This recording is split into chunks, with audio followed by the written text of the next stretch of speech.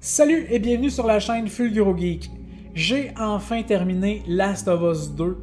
Donc j'avais fait une critique à chaud hier après l'avoir terminé, mais j'ai décidé de ne pas la poster. Je me suis dit, non, c'est un petit peu confus tout ça, prends le temps de rassembler tes pensées, prends le temps de revenir sur ton expérience de jeu et tu feras ta critique après. Et où il y avait quelque chose que je voulais faire aussi, c'est que durant la semaine, pendant que je jouais au jeu, je voyais beaucoup de mauvaises critiques sortir à propos de Last of Us 2 sur YouTube et aussi dans des articles de jeux vidéo.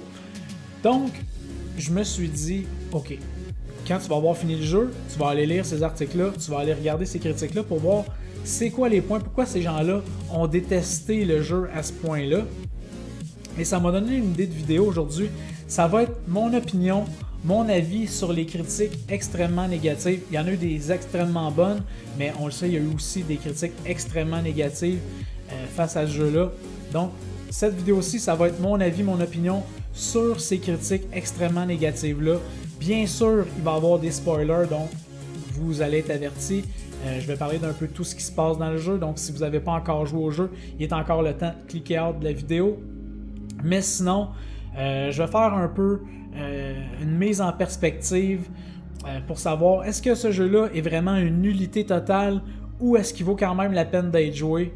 Donc, on perd pas plus de temps, je vous en parle maintenant. C'est parti.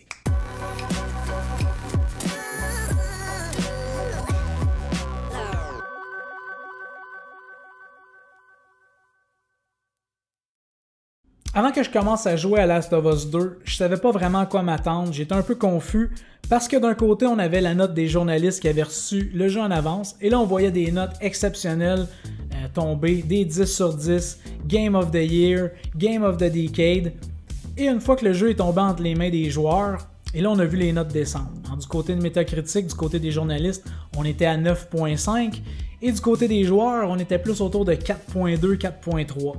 Donc je me suis demandé, est-ce qu'on est dans un cas de jeu qui a été hypé avec des critiques payées pour hyper le jeu, ou est-ce qu'on est dans un cas où l'histoire ou la façon de nous amener l'histoire divise vraiment l'opinion des joueurs? Et je me suis rendu compte que c'était ça. Hein? Parce que si on prend les aspects techniques de ce jeu-là, il n'y a aucune critique pratiquement qui va du côté du développement ou du côté technique du jeu. Si on prend les graphismes nous donnent presque un avant-goût de next-gen, un petit avant-goût, mais quand même, il y a certains éclairages qui sont fabuleux dans ce jeu-là.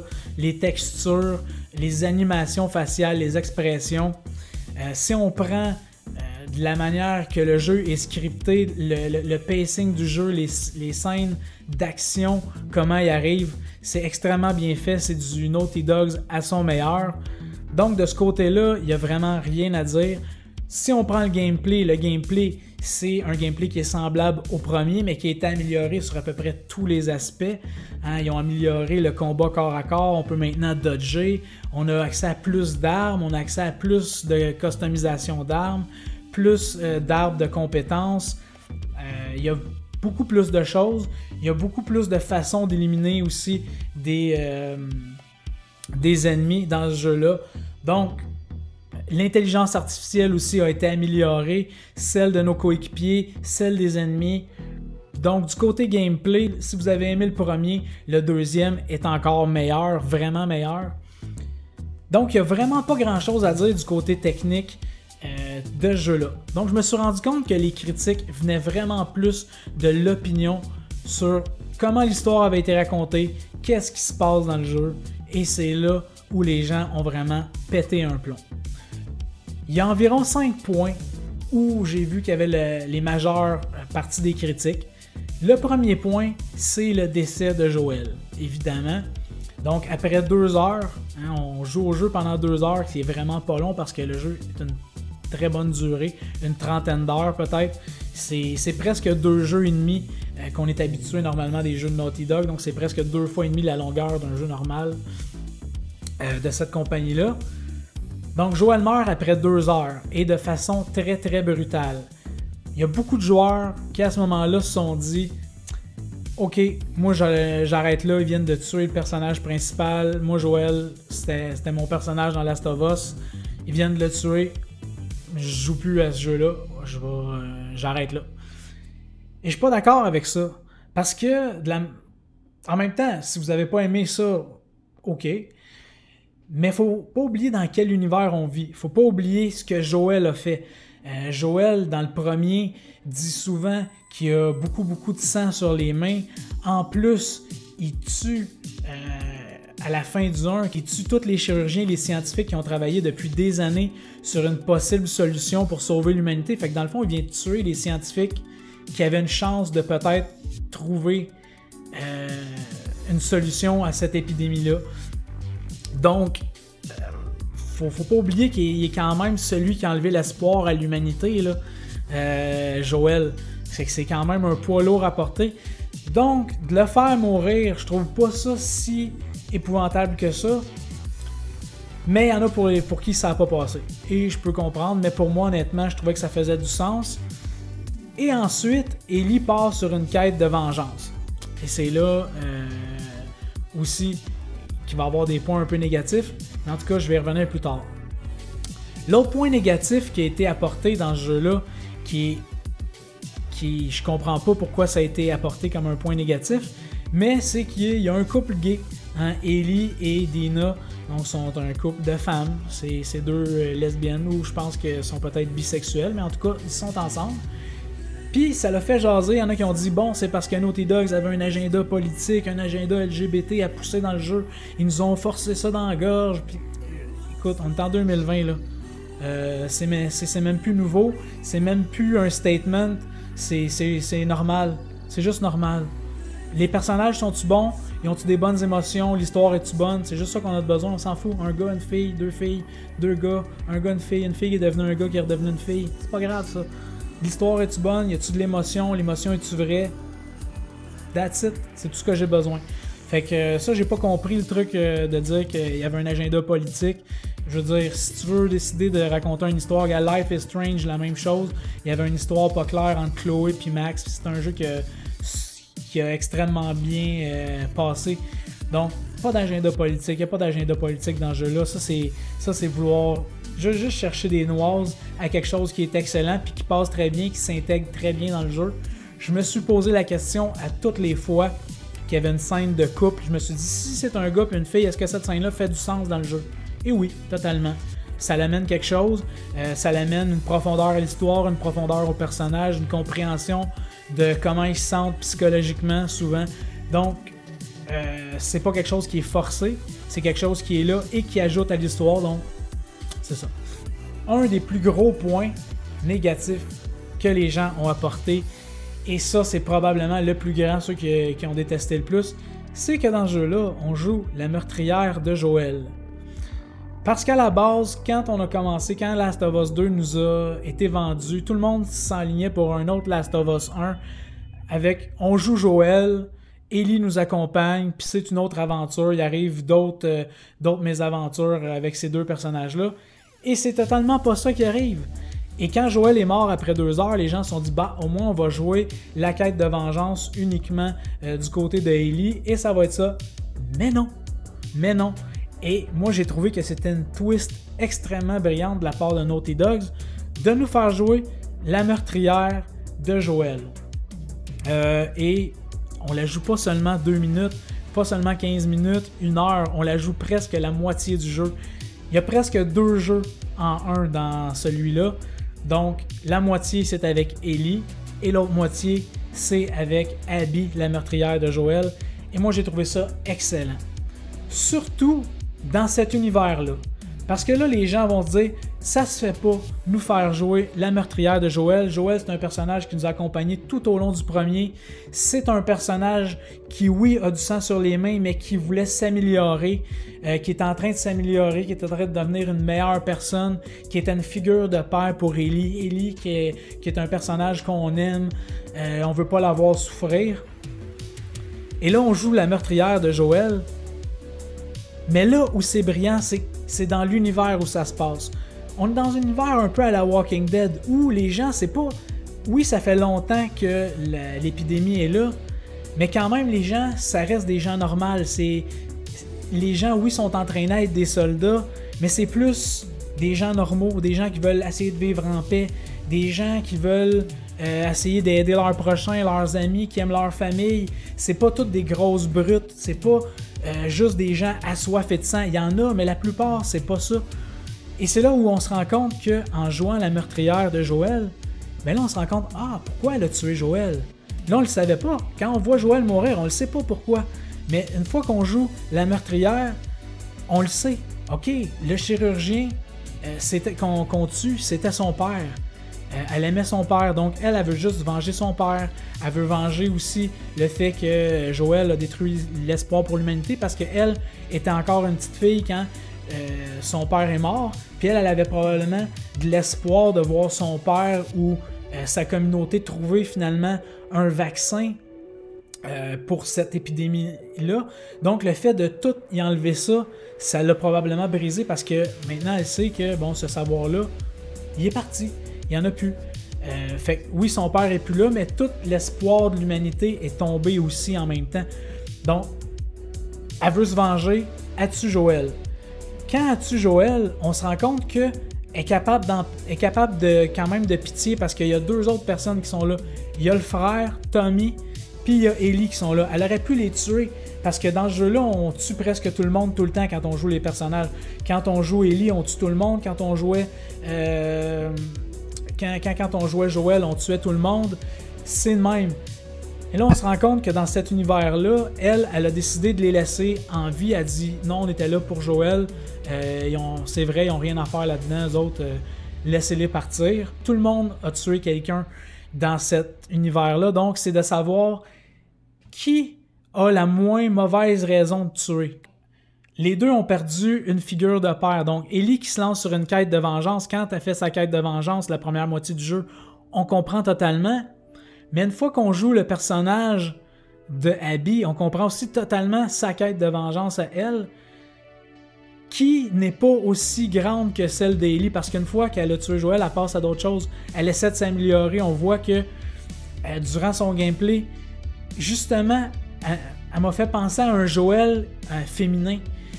Et Abby, c'est quelqu'un comme Joël qui a du sang sur les mains, qui a fait des trucs pas super, mais qui essaie de s'améliorer, qui essaie de trouver un meilleur but. On la voit sauver des enfants, puis s'en occuper, des enfants qui sont pas de sa communauté. Elle pourrait se faire éliminer, elle se fait pourchasser après ça par sa propre communauté pour avoir sauvé ces enfants-là, parce qu'elle se dit on peut pas laisser mourir tout le monde des enfants comme ça, puis que ça continue, ça a juste pas d'allure. Puis on la voit s'améliorer comme ça tout au long. Puis on voit aussi qu'elle laisse la vie sauve plusieurs fois à Ellie durant leurs affrontements, durant le jeu. Puis on voit que c'est toujours Ellie qui retourne chercher des noises. Tu sais, Abby, elle a passé à d'autres choses, mais Ellie, elle retourne toujours vers sa quête de vengeance. Donc j'ai remarqué que dans ce jeu-là, c'est plus Ellie qui était comme quelqu'un de brisé parce qu'elle aussi, dans le fond, on lui a enlevé tout l'espoir qu'elle avait. Parce qu'elle aussi, elle a été sauvée contre son gré. Si, une fois sur la table d'opération, Joël il avait dit la vérité, il l'avait pas sauvée. Il avait dit, regarde, ils vont probablement être capables de faire un vaccin, mais tu vas rester sur la table d'opération. Oui, elle était peut-être trop jeune pour prendre une décision comme ça, mais je pense que en ayant la psychologie du personnage qu'on avait dans le premier, elle aurait dit oui, parce que dans le premier, Ellie, c'est ça, c'est l'espoir, c'est comme la lumière dans ce monde justement ténébreux-là, où les zombies, l'apocalypse est arrivé, la seule chance pour l'humanité, c'est elle. C'est comme la lumière tout le long du jeu, puis c'est ça qui est le plus frappant à la fin. C'est ça qui frappe puis qui laisse speechless à la fin du premier. C'est que, ok, Joël l'a sauvé, puis il tue tout le monde pour la sauver, puis il ment à Ellie. Sauf que Ellie, dans le 2, a fini par la prendre. Puis on le sait, on s'en rend compte qu'elle le sait. Donc, on le sait, dans le 2, on peut pas avoir la même Ellie que dans le premier. Il y en a qui disaient que sa quête de vengeance, ça se peut pas, qu'elle fait des actes que Ellie pourrait pas faire selon sa psychologie dans le premier. Mais c'est plus la même Ellie que dans le premier. Là, on parle d'une Ellie brisée. Justement, sa figure de père a été tuée. En plus, elle a plus de sens à sa vie parce qu'elle, elle savait qu'elle était la seule espoir pour l'humanité. Puis là, que tout ce qui se passe Puis le fait que ça dure encore, puis que tout le monde est en train de s'entretuer, c'est un peu de la faute à Joël, puis de sa faute à elle aussi, parce qu'elle est encore vivante. Puis là, les scientifiques qui avaient la connaissance pour pouvoir faire un vaccin, ils sont morts. Fait qu'il y a comme plus d'espoir. Fait qu'elle a plus de sens non plus à sa vie. Fait que sa quête de vengeance, c'est ça. Puis c'est ça qui la motive à toujours y retourner. C'est pour ça qu'à un moment donné, on la voit, elle est installée avec Dina dans une ferme. Ils ont l'air d'être tranquilles depuis quelques mois, peut-être même 1 an. La vie a l'air de très bien aller. Et finalement, à un moment donné, Tommy revient pour dire « Ah, je l'ai vu, on a repéré Abby à telle place. Et là, il faudrait que tu repartes à sa recherche, il faudrait que tu ailles la tuer, là, tu vas venir avec moi. » Et un peu contre elle au début, mais ça finit par la rattraper. La soif de vengeance revient en elle, encore là. Puis c'est encore elle qui va chercher le trouble, tu sais. Donc, il y a comme une balance de savoir, OK, oui, on joue la meurtrière de Joël, mais qui entre les deux avait le plus de raisons de tuer? Est-ce qu'il y a des bonnes raisons de tuer? C'est un jeu qui a plein de réflexions. Et le fait que l'histoire a été racontée de façon déconstruite, parce que c'est ça qui arrive dans le jeu, c'est que des retours dans le passé, là après ça c'est le moment présent, à un moment donné on est plus tard dans le futur, on revient dans le passé, c'est toujours comme ça. Donc le fait que ça soit raconté comme ça, il y a des gens qui n'ont pas aimé ça, moi j'ai adoré ça, parce que ça te donne le poids de tes actes. Quand tu commences à jouer Abby puis que tu vois tous les personnages, tu sais que ces personnages-là sont déjà morts, mais tu te rends compte de l'implication de ce que ça a fait, ta première quête de vengeance. Puis ça t'amène aussi à la réflexion psychologique, la même que Ellie fait durant le jeu. Parce que une autre chose qu'il y a beaucoup de gens n'ont pas aimé, c'est qu'à la fin, Ellie laisse partir, lors de leur combat final, Ellie laisse partir Abby. Puis là, les gens disent « Ouais, mais là, t'as couru après tout le long. » Puis tu décides de la laisser partir, ça fait pas de sens. Mais oui, justement, ça fait du sens. Parce que ce jeu-là, dans Last of Us 2, on n'a pas l'impression, quand on tue ou on élimine des gens, on n'a pas l'impression qu'on tue des ennemis. On a plus l'impression qu'on tue des personnes, on tue des frères, on tue des blondes, on tue des pères, des mères, des filles, des fils, des cousins, des amis. C'est ça qu'on tue parce que de la manière que les personnages s'expriment, les NPC s'expriment quand ils sont morts, on sent toute leur détresse puis leur tristesse que telle personne vient de mourir. C'est pas juste « Oh, keep him, yeah, we'll kill it ». Ça arrive un peu ça, mais il y a plus de réactions émotionnelles des ennemis quand ils meurent ou quand un NPC voit un autre de ses amis mourir. Donc on se rend compte de tout cet impact-là. Et vers la fin, on est épuisé, pas à cause de la mécanique de jeu qui est pas bonne, la mécanique de jeu est bonne, mais on est épuisé de tuer des innocents, de savoir qu'on est en train de tuer ces gens-là pour juste assoiffer une quête de vengeance qui, ultimement, mènera absolument à rien. Ça ramènera pas Joël, ça fera rien, ça va juste nous rendre de plus en plus dépressifs, de plus en plus mauvais, hargneux. Notre lumière, la lumière d'Ellie, s'en va de plus en plus. Tu sais, c'est ça qu'on se rend compte dans le jeu, puis moi, c'est ça que j'ai ressenti à la fin. Donc, j'ai trouvé ça extrêmement puissant de raconter ça de cette manière-là. J'ai trouvé ça honnête. Le fait de laisser partir Abby à la fin, quand on est en train de l'étrangler dans l'eau, il y a du monde qui disait « Ben non, là, il aurait fallu qu'elle se noie. » Moi, j'étais là « Non, arrête. Laisse-la aller, là. Tu vois, t'es en train de noyer un autre Joël. Elle est rendue un mentor pour un petit enfant qu'elle accompagne, qu'elle a essayé de protéger tout le long. Elle a fait des sacrifices. Elle a souffert pour protéger. Puis là, t'es en train encore de tuer quelqu'un qui est en train de protéger une autre personne. Arrête, là. C'est encore quelqu'un qui va perdre quelqu'un. Arrête. Puis elle arrête. Puis c'est comme ça que je me sentais. Puis j'ai tellement trouvé ça puissant comme message. Et à la fin, la vraie fin de ce jeu-là, c'est une scène où on revoit Joël, une discussion avec Ellie. Et ensuite, après cette scène-là, Ellie revient chez eux dans le futur. Et là, Dina est plus là. Donc elle est rendue tout seule et on voit Ellie qui s'éloigne toute seule sur un chemin comme on sait pas qu'est-ce qu'elle s'en va faire. Probablement un open ending pour un Last of Us 3. J'adorerais ça.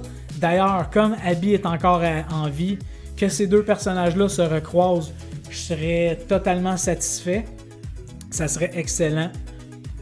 Donc, pour moi, honnêtement, je comprends pas ceux qui se sont seulement arrêtés à dire « Ok, Joel est mort, il y a un couple gay, puis il y avait un agenda politique. » Je comprends pas parce qu'il y a tellement de réflexions à se faire. C'est peut-être juste moi aussi, quand je jouais au jeu, dans les moments où il y avait un peu moins d'action, où il y avait moins de personnes à tuer, je réfléchissais à tout ce qui s'était passé, je réfléchissais aux implications des actes de chaque personnage, puis ça roulait dans ma tête. Puis c'est ça qui m'a fait apprécier le jeu, c'est que ça m'a fait me poser des questions sur ok, ce jeu-là veut vraiment te faire réfléchir sur tes actes, puis le fait de te faire vivre le fait de jouer quelqu'un qui a tué un personnage que t'aimes, mais de comprendre puis de voir que cette personne-là est pas moins bonne ou meilleure que Joel ou que Ellie, elle a autant un grand cœur, que ces personnages-là qui sont tes ennemis sont des aussi bonnes personnes que toi, c'est juste qu'ils sont dans un camp opposé. C'était comme j'ai jamais vu ça dans un jeu, on demande souvent, on veut voir des choses différentes dans un jeu.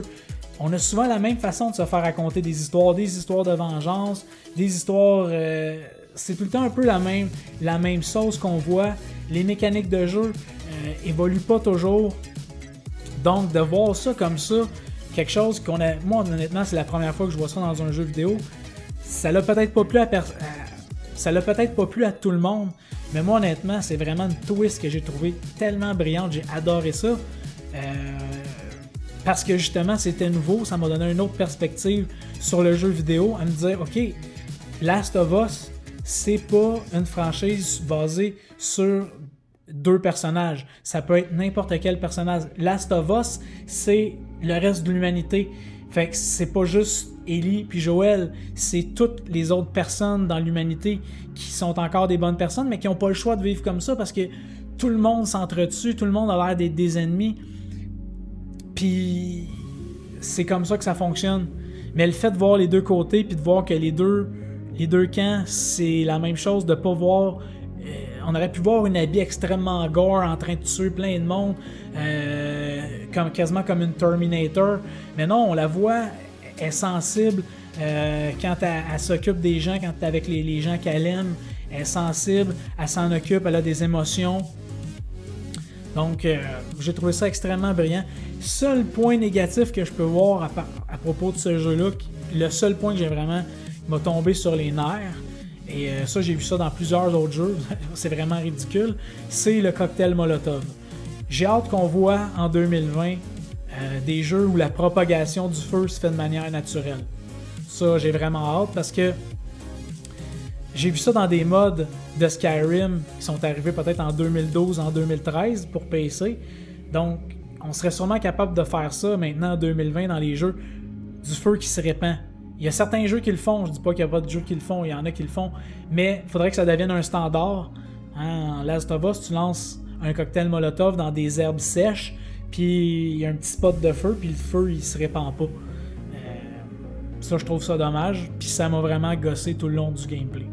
Mais c'est à peu près le seul point négatif que j'ai vu au jeu. C'est un jeu qui m'a vraiment bouleversé. C'est un jeu qui m'a amené beaucoup de réflexion. C'est un jeu que j'ai adoré parce que c'est ça, c'était pas juste du fast-food. C'est un jeu qui est intéressant à jouer. Il y a des scènes d'horreur, des séquences d'horreur, des ambiances d'horreur vraiment, vraiment excellentes. Donc tout ça, c'était très, très, très bon. Donc j'ai adoré le jeu. Ça se rapproche vraiment plus d'un chef-d'œuvre. Moi, écoute, je suis vraiment pas un journaliste de gaming. Je suis juste un gamer qui aime donner son opinion sur sa chaîne quand il a le temps. Mais moi, mon opinion se rapproche vraiment plus. C'est un chef-d'œuvre. C'est vraiment quelque chose un tour de force que cette compagnie-là a fait parce qu'ils ont pris des risques. On pense aussi souvent les compagnies prennent pas de risques. Ils ont pris un risque, là. Ils ont pris un risque. On a vu aussi, là, ça a divisé vraiment beaucoup de monde, là. Il y a vraiment beaucoup de monde qui n'ont pas aimé le jeu. férocement là, avec des 0 puis des 1 sur 10 là, pour dire que c'était une nullité totale. Mais je pense que ça, c'est un peu un manque de respect. Puis c'est un peu aussi se mentir parce que ce jeu-là peut pas. On peut pas donner un 1 à ce jeu-là. Il y a tellement de choses du côté technique, du côté graphique, du côté du gameplay qui est bon que déjà là, ça devrait être au moins un 5 sur 10. Puis peut-être, bon, l'autre moitié, c'est pour l'histoire, mais des 1 puis des 0, je comprends pas. Puis pour moi, ben, ça se rapproche plus d'un 9 sur 10. Là. C'est vraiment approve seal. C'est un jeu à jouer. Si vous avez aimé le premier, si le premier vous a bouleversé, puis si ça vous dérange pas d'être surpris par des twists comme ça, hein, Last of Us, dans le premier, il nous surprenait. Là, à un moment donné, on sauve 2 personnages. Les deux personnages finissent par mourir. On était troublés de ça. Mais là, dans celui-là, il y a des twists comme ça tout au long. Donc pour moi, Last of Us, c'est vraiment un chef-d'œuvre. J'ai trouvé que Naughty Dog avait pris des risques. Ils n'ont pas joué safe. Ils ont décidé de faire quelque chose qui portait à réflexion. Donc pour moi, c'est top. Donc ça a été un peu long comme review, comme opinion, mais j'avais le goût de jaser de ça un peu parce que je trouvais que c'était vraiment malhonnête certaines critiques. À mon avis, à moi, encore là, ça reste une chose d'appréciation, ça reste des opinions. Hein, chacun peut avoir son opinion, mais moi je trouve ça malhonnête d'avoir donné des aussi mauvaises notes à ce jeu-là. Ça laisse penser que Naughty Dog sont pas des bons développeurs, qui ont fait un jeu rushé, plein de bugs, qui est une nullité quand ils ont juste essayé de faire un tour de force, puis de donner quelque chose de nouveau, de faire des twists qui n'avaient pas été faits dans le jeu vidéo. Pour moi, ça vaut tout l'or du monde.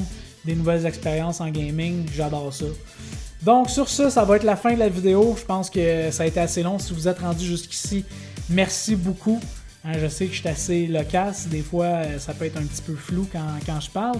Mais en tout cas, merci beaucoup. Comme à l'habitude, si vous avez apprécié la vidéo, laissez un j'aime, abonnez-vous à la chaîne. Et sur ça, moi je vous dis à la prochaine pour une nouvelle vidéo. Bye bye!